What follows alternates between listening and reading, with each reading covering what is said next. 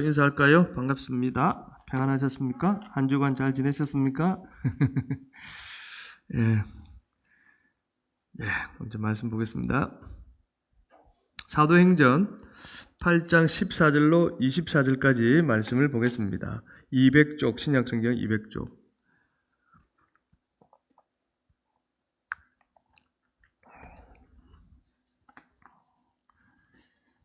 다 찾으셨으면 같이 천천히 읽겠습니다. 8장 14절로 24절.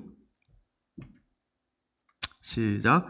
예루살렘에 있는 사도들이 사마리아도 하나님의 말씀을 받았다함을 듣고 베드로와 요한을 보내매 그들이 내려가서 그들을 위하여 성령 받기를 기도하니 이는 아직 한 사람에게도 성령 내리신 일이 없고 오직 주 예수의 이름으로 세례만 받을 뿐이더라.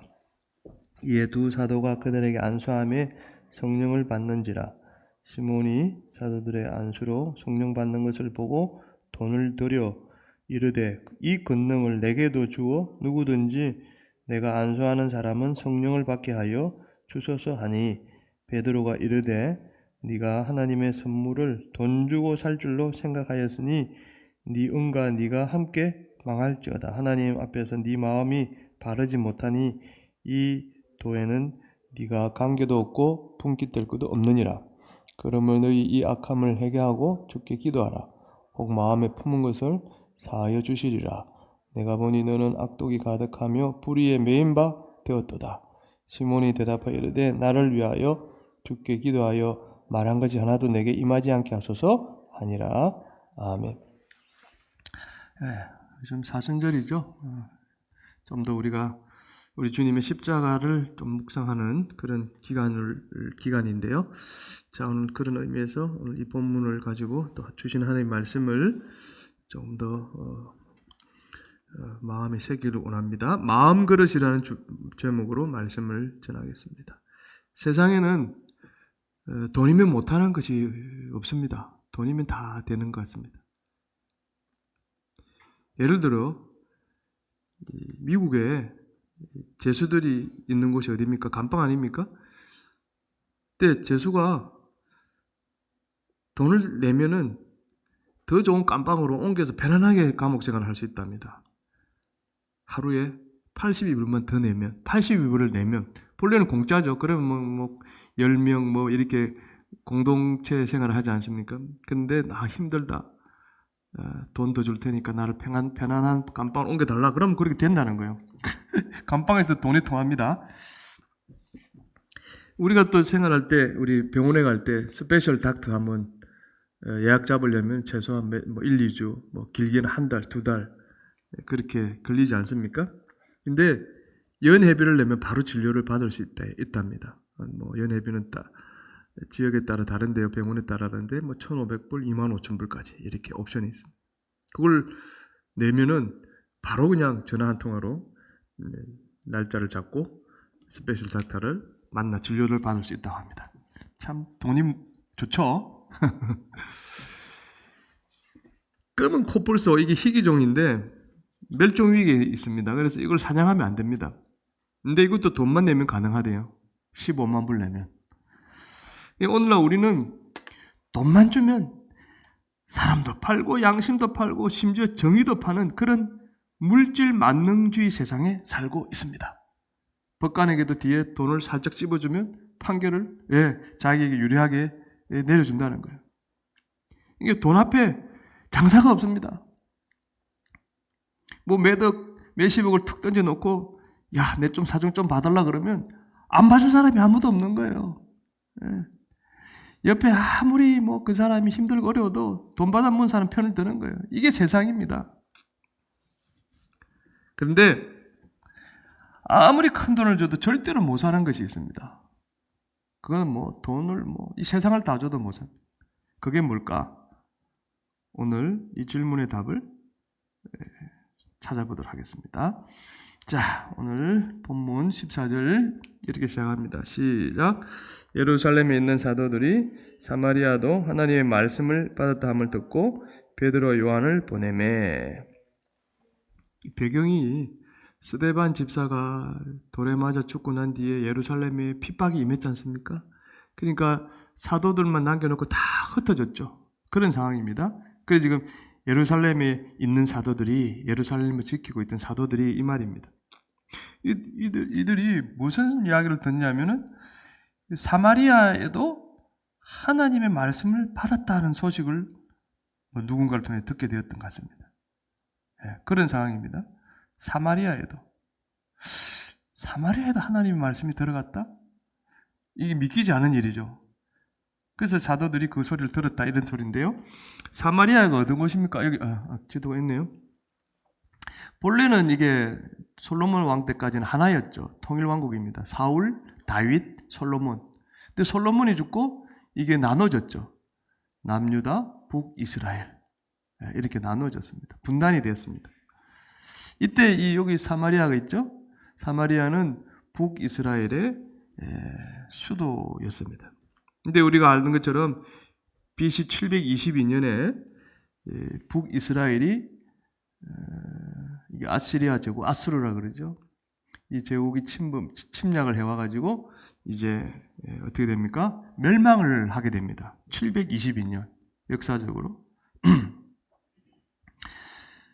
이 멸망당한 이 뒤부터 이 사마리아는 순수한 이스라엘 사람이 사는 것이 아니라 혼혈 민족이 사는 그런 도시로 변질되어집니다.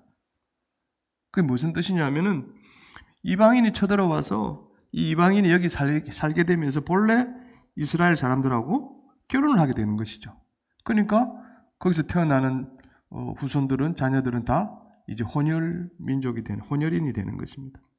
그러니까 이 순수 혈통을 유지하고 있는 남쪽 유대인들 입장에서는 이제 육적으로 더럽혀졌다고 볼 수 있는 것이죠. 이방인의 피가 들어왔으니까. 근데 또 영적으로도 이방인들, 아수르는 하나님이 있는 나라가 아니잖아요. 우상이 들어오고 그 영적으로 육적으로 변질되어진 것이니까 이 남쪽 유대인들은 이 사마리아 사람들을 경멸했습니다. 저는 이제 우리나라, 우리 하나님의 백성이 아니다 이렇게 경멸했다는 것입니다. 이 이후로 이제 BC 722년 이후로 예수님 때까지 그건 계속되었죠. 그래서 유대인들은 사마리아인들을 볼 때 자기 집의 기를은 개보다 못하게 취급을 했던 것입니다. 근데 예수님이 제자들에게 이런 말씀을 하셨죠. 사도행전 1장 8절 시작. 오직 성령이 너희에게 임하시면 너희가 권능을 받고 예루살렘과 온 유다와 사마리아 땅끝 이르러 내 증인이 되리라. 예수님이 언제 하신 말씀이에요? 예수님이 성천하시기 전에 제자들에게 하신 말씀 아닙니까? 성령이 너희에게 임하면 너희가 권능을 받고 예루살렘과 온 유대와 사마리아와 땅끝까지 이르러 내 증인이 되리라. 이렇게 말씀하셨죠. 이 말씀대로 예수님이 성천하시고 난 뒤 10일 뒤에 마가의 다락방에 성령이 임재하셨죠. 그래서 그 뒤에 이제 7 집사가 세워지는데 그 7 집사는 성령이 충만한 사람들이었거든요. 그 성령 받은 사람이에요. 그 중에 한 명이 누구냐면 빌립이라는 집사가 있었어요. 이 빌립이라는 집사는 여기 보세요. 성령이 임하면 권능을 받고 어디까지? 사마리아 땅끝까지 이르러 내 증인이 되리라. 이 말은 나를 전하게 될 것이다. 내가 구원자 됨을 증언하는 사람들이 될 것이다. 이런 뜻 아닙니까? 그 빌립 집사가 사마리아에 가서 예수님의 말씀대로 복음을 전합니다. 하나님의 말씀을 전합니다. 사마리아 사람들 어떤 사람이었죠? 혼혈인이고 유대인들하고 남쪽 유대인들하고 관계가 극도로 안 좋은 사이 아닙니까? 그런데 그곳에 간 거예요. 근데 또 가는 건 좋다 치자. 거기서 복음을 전했는데 이 빌립이 전한 복음을 이 사람들이, 사마리아 사람들이 그거를 받았다는 거예요.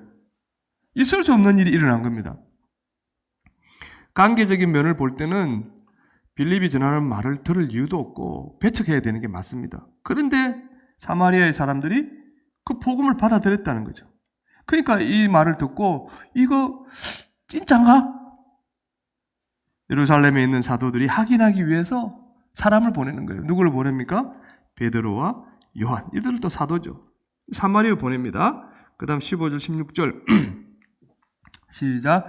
그들이 내려가서 그들을 위하여 성령 받기를 기도하니 이는 아직 한 사람에게도 성령 내리신 일이 없고 오직 주 예수 이름으로 세례만 받을 뿐이더라. 이 그들은 누굽니까? 베드로와 요한이죠. 사마리아로 내려가서 이 그들은 누굽니까? 사마리아 사람들이죠.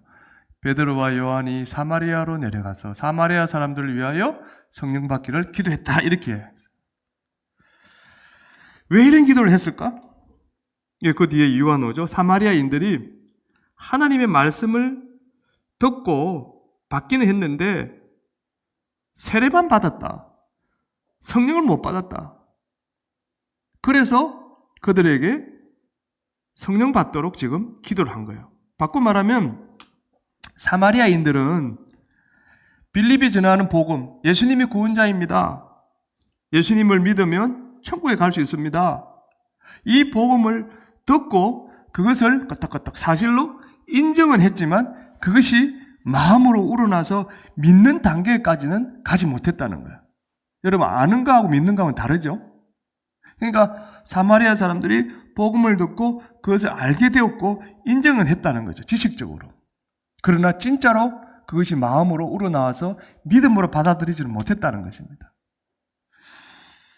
14절을 우리가 영어를 보면 좀 더 구체적으로 알 수 있어요. 자, 영어로 보면 예루살렘에 있는 사도들이 사마리아도 하나님 말씀을 받았다함을 듣고 지금 베드로 요한을 보냈지 않습니까? 여기 보세요. 받았다를 영어로 뭐라고 표현했습니까? accepted. 그러니까 believed 각으로 그거로 표현하지 않고 영어로 보면은 받았다, accept로 이렇게 표현한 것 같아요. 표현했지 않습니까? 그러니까 이 말은 사마리아 사람들이 정말 예수님을 구원자로 믿었다라고 했다면 성경은 이 accept란 단어 대신에 believed라고 그렇게 표현을 했어야 그게 맞죠. 그러니까 이 말은 사마리아인들은 머리로는 예수님이 구원자라는 사실을 accept 받아들였지만 아직 성령을 못 받아서 예수님이 구원자로 안 믿어지는 그냥 그래? 하고 있는 그런 상태였다는 것입니다. 여러분, 저나 여러분들이나 또 모든 사람들이 마찬가지입니다. 성령을 못 받으면 예수님이 구원자 절대 안 믿어집니다. 그거는 진리예요. 그러니까 오늘날 성도들 중에도 이 사마리아인들처럼 하나님의 말씀을 받기는 했는데 듣고 알기는 아는데 성령을 못 받아서 그것이 진짜로 믿음까지 와닿지 않는 사람이 의외로 많다는 거예요.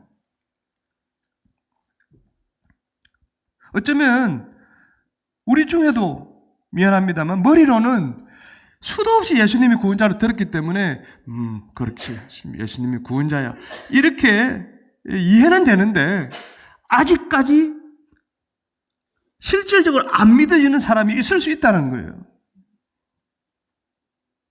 미안하지만 여러분, 우리가 아무리 예수님이 구원자를 입으로 말하고 미안합니다 떠들고 다녀도 마음에 안 믿어지면 천국에 절대로 못 들어갑니다. 이건 진리입니다. 우리가 천국에 들어가려면 반드시 성령을 받아서 내가 거듭나야 돼요. 내 영혼이 새로 태어나야 돼요. 그게 이제 성령 세례 아닙니까? 우리 예수님이 이런 말씀 하셨잖아요. 요한복음 3장 5절 시작. 예수님께서 대답하실 때 진실로 진실로 내게 이르노니 사람이 물과 성령으로 나지 아니하면 하나님의 나라에 들어갈 수 없느니라. 이게 예수님이 말씀하셨어요. 물과 성령으로 나지 아니하면. 그러니까 내가 예수 믿는다고 할 때 내가 생각하고 판단하고 결정해서 그래 맞다라고 믿는 게 아니라는 거예요. 성령이 들어오셔서 나로 하여금 그렇게 인정할 수 있도록 만들어버리신 거예요. 쉽게 말하면. 그러니까 내 영이 완전히 바뀐 거, 180도로 바뀐 거, 이게 이제 거듭남이지 않습니까? 자, 스스로에게 한번 질문을 던져보세요. 난 성령을 받았나? 받았다고요? 받았는지 어떻게 아십니까, 여러분이? 어떻게 나는 성령 받았다고 그렇게 확신하십니까? 주일 예배 빠지니까 마음이 영 찝찝해가지고요. 그런 마음이 들면 성령 받은 겁니까? 주일 예배 빠져서 찝찝한 거는 성격상으로도 그럴 수 있어요. 퍼펙트 완벽주의자들이 딱 예배도 제대로 탁탁 드려야 되는데 빠지니까 찝찝해. 이렇게 수 있는 거예요. 그거 성령 받은 게 아닙니다. 교회에서 봉사를 하니까 성령을 받았다고 생각하십니까? 여러분, 성령 안 받아도 세상 사람들 봉사 진짜 많이 합니다. 목숨 걸고 하는 사람들도 있어요. 봉사 굳이 성령 안 받아도 할 수 있습니다.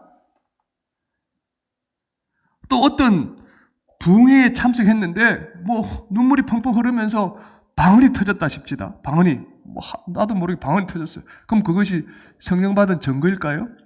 그럴 수도 있지만 100% 그렇지는 않습니다.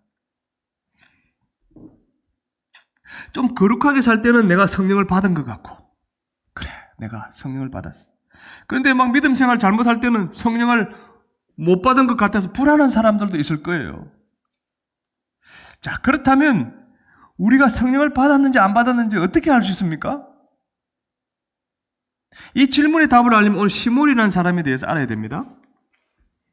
자, 볼까요? 8장 12절 13절 시작. 그들이 믿고 남녀가 다 세례를 받으니 시몬도 믿고 세례를 받은 후에 전심으로 빌립을 따라다니며 그 나타나는 표적과 큰 능력을 보고 놀라니라. 이 그들은 누굽니까? 사마리아 사람들이 믿고 남녀가 세례를 받았습니다. 그때 시몬도 믿고 세례를 받았습니다. 그리고 빌립을 따라다녔다. 이렇게 이야기합니다. 자, 여러분, 시몬이 유대인입니까? 사마리아인입니까? 사마리아인입니다. 그런데 AD 2세기경에 기독교 변증가로 활동했던 저스틴 마트라는 사람의 기록을 보면 기독교 변증가는 기독교 이론이 맞다는 것을 증명하는 사람입니다. 이단에 대해서, 이 기독교 예수님에 대해서 옳은 진리를 이렇게 전하는 그런 사람입니다.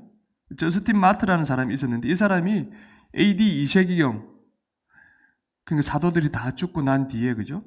사마리아에 살았던 사람이라고 그럽니다. 그 사람이 쓴 기록을 보면 이 시몬이라는 사람은 사람들에게 저 사람은 인간이 아니고 신이야.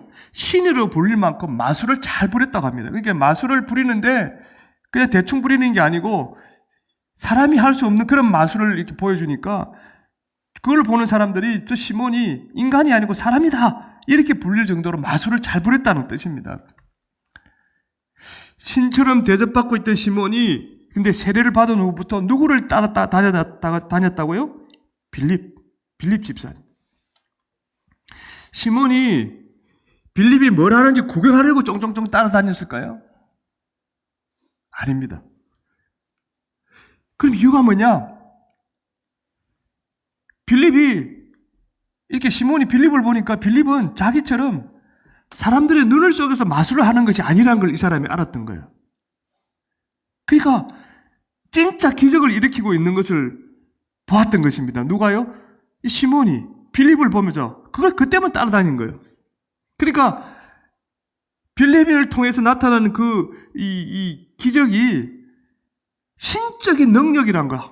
뭔가 이렇게 인간이 할 수 없는 일을 자기는 눈속임으로 사람을 그렇게 속여서 그렇게 뭔가 마술을 통해서 대단한 걸 보여줬지만 이 사람 보니까 빌립은 그게 아닌 거예요. 진짜예요, 진짜. 자기가 가짜니까 알 수 있잖아요. 그러니까 뭔가 신적인 능력이 그에게 임해서 이런 기적이 일어난다는 걸 알았기 때문에 계속 그 뒤를 따라다녔던 것입니다. 쉽게 말하면. 자, 그럴 때 이제 17절에 이런 일이 일어납니다. 시작. 이에 두 사도가 그들에게 안수하며 성령을 받느니라. 두 사도는 베드로와 요한이고 그들은 누굽니까? 사마리아 사람들에게. 베드로와 요한이 사마리아인들이 안수하는 그 자리에 이 시몬이 있었을까요? 없었을까요? 당연히 있었죠. 왜? 계속 따라다녔으니까. 시몬은 사마리아인들이 성령 받는 것을 보고 놀랬습니다. 왜 놀랬느냐? 사마리아인들이 성령의 능력 때문에 그 푹푹 쓰러지는 걸 보고 놀랬느냐? 그게 아닙니다. 그러면 사마리아인들이 안수기도를 받고 막 방언이 터져서 그것 보고 놀랐느냐? 그럴 수도 있지만 그것도 아닙니다. 그럼 예언을 해서 놀랐느냐? 그것도 아닙니다. 그럼 병든 자가 병이 나와서 놀랐느냐? 그것도 아닙니다. 아는지 어떻게 아느냐고요? 시몬은 어떻게 보면 빌립을 따라다니면서 이미 놀라운 기적들이 일어난 걸 많이 봤지 않습니까? 그죠? 그러니까 웬만한 기적 갖고는 이제 놀라지 않는 거예요. 그럼 뭘 보고 놀랐느냐? 성령을 받으면 나타나는 눈에 보이지 않는 외적인 현상 때문에 그렇게 눈에 보이는 외적인 현상 때문에 놀란 게 아니라 마음의 변화, 즉 눈에 안 보이는 내적인 변화 때문에 놀라는 거예요, 지금 이 시몬은. 그러니까 빌립을 통해서 외적으로 나타나는 어떤 그런 기적을 많이 봤기 때문에 더 이상 그거 보고 놀라는 게 아니고 사도들이 딱 안수했는데 성령 받고 난 뒤에 그 사마리아 사람들에게 나타난 내적인 변화 때문에 놀랬다는 거예요, 쉽게 말하면. 왜 이렇게 해석하느냐고요? 자, 18절 19절 봅시다. 시작. 시몬이 사도들의 안수로 성령 받는 걸 보고 돈을 들여 이 권능을 내게도 주어 누구든지 내가 안수한 사람은 성령을 받게 하여 주소서 하니, 이렇게. 시몬이 사마리아인들의 성령 받는 모습을 보고 베드로와 요한에게 뭘 달라고 지금 간청을 합니까? 뭘 달라고? 권능. 나도 그렇게 안수해가지고 사람들이 그렇게 되는 거를 되도록 할 수 있는 그 권능을 내게 주시옵소서. 돈까지 주면서. 이걸 갖고 이제 놀란 거죠. 이 권능을 이제 우리가 한글 성경에는 똑같이 권능으로 나오는데 헬라어로는 두 가지가 있습니다. 지금 이 시몬이 말한 이 권능은 엑수시아라는 헬라어인데 이건 어떤 뜻이냐 하면은 마음이나 정신이나 영혼 같은 내면의 변화를 일으키는 능력, 그겁니다. 그러니까 이 엑수시아라는 단어를 쓴 걸 보면 아까도 말씀드렸듯이 겉으로 일어나는 어떤 기적 보고 놀란 게 아니라 사람의 내면이 바뀐 것을 보고 저 사람은 저런 사람이 아닌데 근데 그 사람이 이렇게 한다는 거예요. 그걸 보고 지금 놀랐다는 걸 증명하는 거죠. 눈에 보이는 기적을 일으키는 권능은 디나미스라는 단어가 따로 있습니다. 다이너마이트가 거기서 나왔죠. 디나미스. 만약 이 시몬이 눈에 보이는 기적을 보고 놀랐다면 그 권능을 달라고 했어야 됩니다. 디나미스를 달라고 했어야 되는데 이 디나미스가 아니고 엑수시아라는 단어를 썼습니다. 이거는 눈에 보이지 않는 것을 변화시키는 그 권능, 그 능력을 말하는 거예요. 그걸 달라고 지금 이야기하는 거예요. 그러니까 시몬은 하나님을 떠나 죄에 빠져 살던 사마리아인들이 성령을 받더니 뒤집어지는 거예요. 그냥 픽 쓰러지는 게 아니고 자기들이 지은 모든 죄를 진심으로 회개하는 그런 놀라운 일들이 그들에게 일어나는 거예요. 그러니까 지금까지 보지 못한 일들이 그들에게서 일어나니까 그거 보고 놀란 거고 그 권능, 그 엑수시아를 달라고 지금 돈을 줄 테니까, 돈까지 줄 테니까 나에게도 그걸 달라고 지금 그렇게 이야기하는 거란 말입니다. 사마리아인들이 성령을 받게 되니까 나이, 신분, 인종을 따지지 않고 그들이 그 복음 안에서 하나가 되는, 서로가 용서하고 배려하고 하나가 되는 그 장면을 보지 않았을까요? 이건 안 나오니까. 그런데 엑수시아라는 그 단어를 볼 때 그가 무엇을 봤을까 유추해 본다면 이것도 충분히 가능합니다. 또 이 시몬이 딱 보니까 가난하고 아프고 온갖 문제 속에 살고 있던 그 사마리아인들이 성령을 받으니까 그런 힘든 상황에 얽매여서 괴로워하지 않고 오히려 감사가 넘치고 기뻐하고 찬양하는, 하나님을 찬양하는 그런 놀라운 모습으로 바뀌어진 거예요. 그걸 보지 않았을까? 그러니까 이거는 나도 저거 해가지고 저렇게 사람들이 되게 한다면 정말 좋겠다. 그게 엑수시아를 달라고 지금 이야기하는 거예요. 시몬은 사마리아인들이 성령 받은 후에 이제부터는 내 자신을 위해 내가 살지 않겠다. 누구를 위해? 예수님을 위해 살겠다. 아니, 그냥 사는 정도가 아니라 예수님을 위해서 죽는 것도 내가 복이 있다고 고백한 그런 놀라운 모습들이 일어나지 않았을까? 누구에게서? 사마리아인들에게서. 어떤 사마리아인들? 예, 베드로와 요한으로부터 성령 받은 안술 기도를 받고 성령 받은 그래서 그 내면이 바뀌어진 그들의 모습.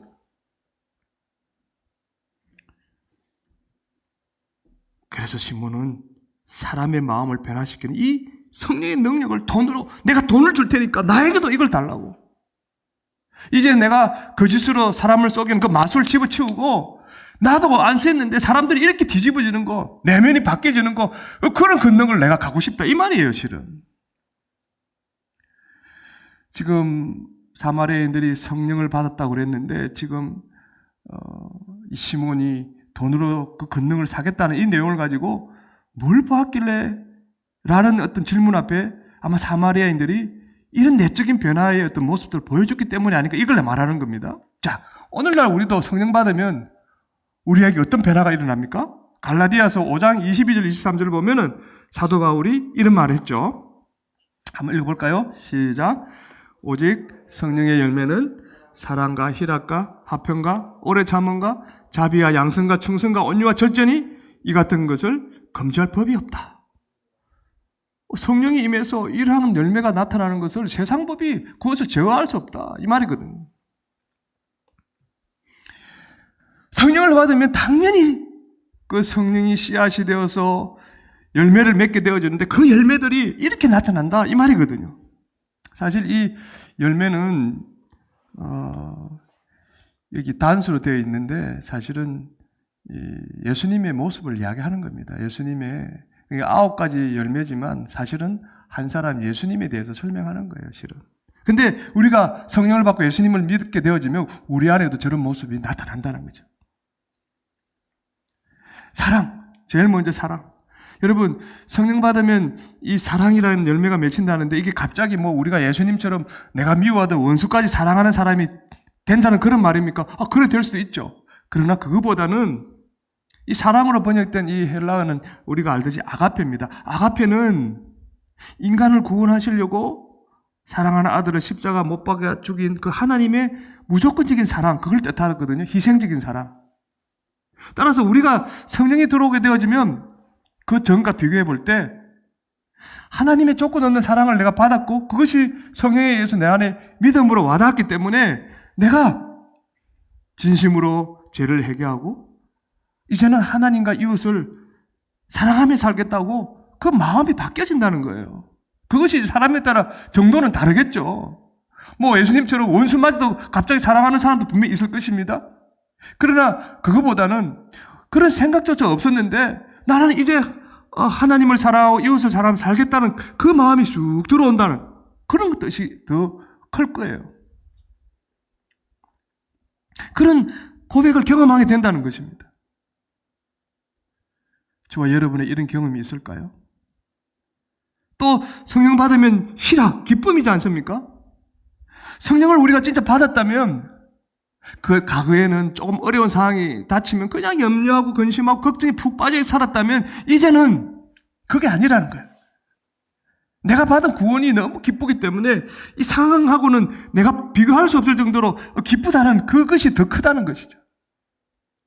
그래서 어려운 상황 가운데서도 옛날처럼 그렇게 고민하지 않는다는 것입니다. 또 화평, 이거 우리가 아는 거 피스 평화 아닙니까? 평강. 예수님이 우리가 성령을 받았다면 그 예수님의 십자가 사랑 안에서 모든 사람과 이제는 내가 화평하게 살려고 애를 쓴다는 거죠. 그 옛날에는 그렇지 않았어요. 그냥 내 것만 찾고 남이 날 공격하면 싸우게 되는 그런 일들이 잦았다면 내가 이제 성령을 받고 나니까 그게 이제 문제가 안 되는 거죠. 그래서 어디를 가든지 트러블 메이커가 되기보다는 이 피스 메이커가 되려고 애를 쓰는 그런 경험이 있지 않습니까? 우리 그죠? 그 다음에 오래 참음.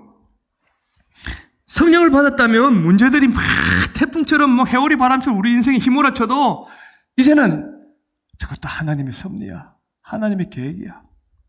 이런 어떤 여유를 갖고 믿고 잠잠히 참는다는 거죠. 옛날에는 그냥 어려움 생기면 파닥파닥 했는데 요즘은 이제는 그래, 그것도 하나님이 뭔가 계획 가운데 있을 거야. 이것도 순간이고 지나갈 거야. 뭐 이런 거죠. 이런 거죠. 그리고 자비.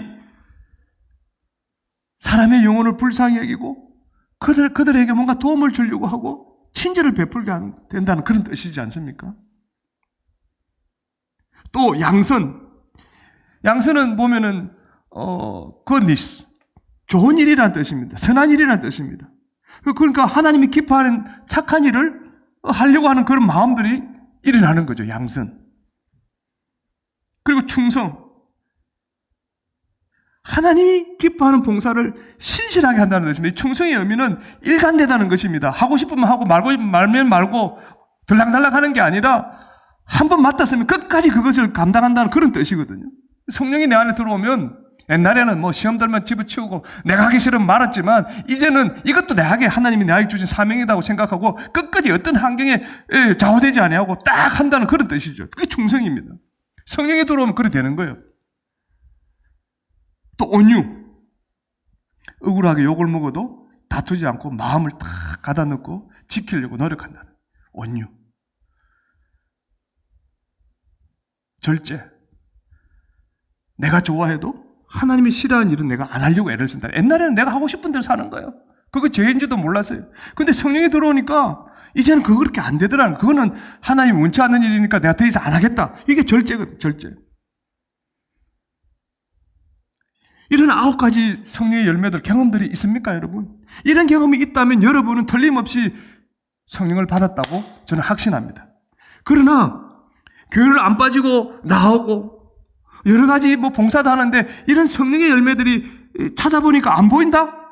그러면 성령 못 받았을 가능성이 클 거예요. 내가 못 받았다고는 말을 안 합니다. 왜냐하면 우리가 예수님을 믿어 성령을 받게 되면, 아니 성령을 받고 예수님을 믿게 되어지면 우리는 이제 옛사람이 아니라고, 새로운 피조물이라고 그렇게 성경은 이야기하지 않습니까? 고린도후서 5장 17절 시작. 그런즉 누구든지 그리스도 안에 있으면 새로운 피조물이라. 이전 것은 지나갔으니 보라 새 것이 되었도다. 성령 받은 후와 전과 그것이 완전히 다른 거죠. 받기 전, 그 이전의 것은 내가 성령을 받고 예수 믿음으로써 다 지나가고 이제 새 것, 이 성령의 열매들이 내 안에 나타나게 되었다. 이 말이거든요. 우리는 이걸 분명히 기억해야 됩니다. 나는 성령 받고 예수 믿어서 완전히 새로운 피조물이 되었다는 것입니다. 물론 부족하죠. 완전한 그것은 천국에 갈 때 이루어지겠죠. 우리가 아무리 나는 예수 믿는다고 주문을 외우듯이 중얼거려도 먼저 내 안에 내면의 변화가 없다면 성령을 못 받은 거라는 뜻입니다. 쉽게 말하면. 영빨에 있다고 하는 목사에게 안수기도를 받을 때 쓰러졌거나 혹 방언을 한다 해도 성령을 못 받으면 성령의 능력을 결코 체험할 수 없는 거예요. 어떻게 성령을 받을 수 있습니까? 돈을 주고 성령의 능력을 사려고 했던 시몬처럼 하나님께 물질을 많이 드리면 하나님이 감동해서 성령을 주십니까? 아닙니다. 세상의 것은 돈으로 다 살 수 있지만 이 성령만큼은 절대로 돈으로 살 수 없습니다. 하나님은 돈이 필요 없으신 분이에요. 그분은 이 천지 만물 지으신 창조주이십니다. 주인이십니다. 그분에게는 물질이 필요 없는 분이에요. 만약 물질이 필요하다면 많이 물질을 들여서 마음을 흡족하게 드리면 그래, 니도 성령 줄게 하시겠죠. 그런 하나님이 아닙니다. 성령을 받게 해달라고 믿음 좋은 가족들, 또 목회자들, 성도들이 막 기도해주면 성령을 받을 수 있을까요? 왜? 이들의 기도를 듣고 하나님이 성령 받을 수 있는 기회를 더 줄 줄은 모르겠지만 그것 자체가 성령을 주는 건 아니에요. 그럼 어떻게 해야 됩니까? 성령을 받으면 반드시 이것을 해야 됩니다. 뭘 해야 됩니까? 오늘 베드로가 한 말을 주목합시다. 22절 시작. 그러므로 너희 이 악함을 회개하고 주께 기도하라. 혹 마음에 품은 것을 사하여 주시리라. 돈으로 성령을 사려고 하는 시몬에게 베드로가 뭐라고 이야기합니까? 너의 악함을 회개하고 주께 기도하라. 이게 쉽게 풀었으면 이런 말이에요. 네가 죄인임을 인정하고 너의 마음에 가득 차 있는 나쁜 생각과 욕심을 꺼내달라고 진심으로 예수님께 회개하며 기도해라. 그래야 깨끗해진 너의 마음 안에 성령님이 들어갈 수 있단다. 그래야 네가 성령의 능력을 체험하는 영의 사람이 될 수 있다. 지금 이 말이거든. 그도 그럴 것이 사도 바울이 갈라디아서 5장 17절에 이런 말을 했습니다. 시작. 육체의 소욕은 성령을 거스르고 성령은 육체를 거스르나니 이들이 서로 대적함으로 너희가 원하는 것을 하지 못하게 하려 함이니라. 육체의 소욕이 뭘 거스린다고요? 성령. 따라서 우리가 성령을 받고 싶다면 우리 마음에 있는 육체의 소욕, 가득 차 있는 나쁜 생각, 욕심, 이런 것들을 자꾸 꺼내달라고 진심으로 예수님께 그것을 자꾸 회개하고 기도해야 된다는 거죠. 그래야 하나님이 우리의 기도를 들으시고 우리에게 성령을 선물로 주실 수 있는 거예요. 그래야만이 우리 마음 안에 이 육체의 소욕은 점점 쪼그라들고 줄어들고 대신에 성령이 우리 안에 가득 채워져 성령 충만한 상태로 변화되어지는 거예요. 사도 바울 로마서 15장 13절 이런 말씀도 했네요. 시작. 소망의 하나님이 모든 기쁨과 평강을 믿음 안에서 너에게 충만하게 하사 성령의 능력으로 소망이 넘치게 하시길 원하노라. 우리가 성령을 받아서 진정한 믿음을 가지고 살아야 심판대 앞에 섰을 때 너는 천국에 들어가는 하나님의 음성을 들을 수 있을 거예요. 성령을 받아야 세상에 사는 동안 기쁨과 평안과 소망이 넘치는 삶을 살 수 있는 거예요. 자, 생각해 봅시다. 아직까지 성령을 못 받은 것 같다면 어떻게 해야 됩니까? 내 마음 그릇 가득 차 있는 나쁜 생각들, 또 나의 정욕들, 이런 부분들을 꺼내달라고. 사실 사순절 기간이 이런 기간이에요. 우리가 예수 믿지만 불순물이 계속 들어와 있지 않습니까? 이거를 제거하는 기간이 사순절이거든요. 여러분 차도 오래 타면 구석구석에 엔진 구석구석에 그 기름 찌꺼기 칵 차 있기 때문에 나중에 스타하게 돼가지고 차가 멈춰지는 거 아닙니까? 그럼 계속 그 씻어내야 차가 잘 가는 것처럼 마찬가지예요. 우리가 예수 믿는다고 하지만 나도 모르게 이 세상 찌꺼기들이 내 안에 덕지덕지 붙어 있단 말이에요. 그거를 말끔히 제거할 때 내가 성령 충만한 상태가 되어진다는 겁니다. 내가 분명히 성령 받았다고 확신하는데 내가 아직도 성령의 역사를 체험하지 못한 채 밋밋한 신앙생활을 하고 있습니까? 그러면 역시 내 마음 그릇에 있는 육체의 소욕을 꺼내달라고 진심으로 예수님께 무릎 꿇고 기도해 보지 않겠습니까? 그러면 되는 거죠. 하나님은 우리의 회개 기도로 만들어진 깨끗한 마음 그릇에만 성령의 능력을 부어주시는 것입니다. 그래서 우리 모두가 오늘 사도 바울의 말씀처럼 기쁨과 평강과 소망이 넘치는 그런 성령의 역사를 체험하는 그런 은혜로운 인생을 살다가 마침내 천국에 들어가게 되는 것입니다.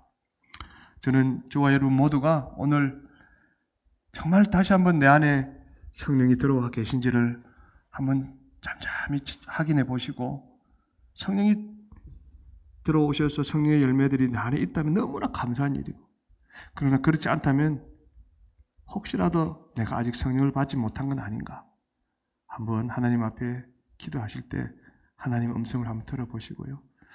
정말 성령을 받지 못했다고 할 때는 정말 나의 죄인됨을 하나님 앞에 간절히 아뢰시고 용서해달라고 회개 기도, 그러면 분명히 그 사람에게도 성령이 임하게 될 줄로 믿습니다. 우리 모두 성령의 사람으로 살아갈 수 있기를 주님의 이름으로 축복합니다.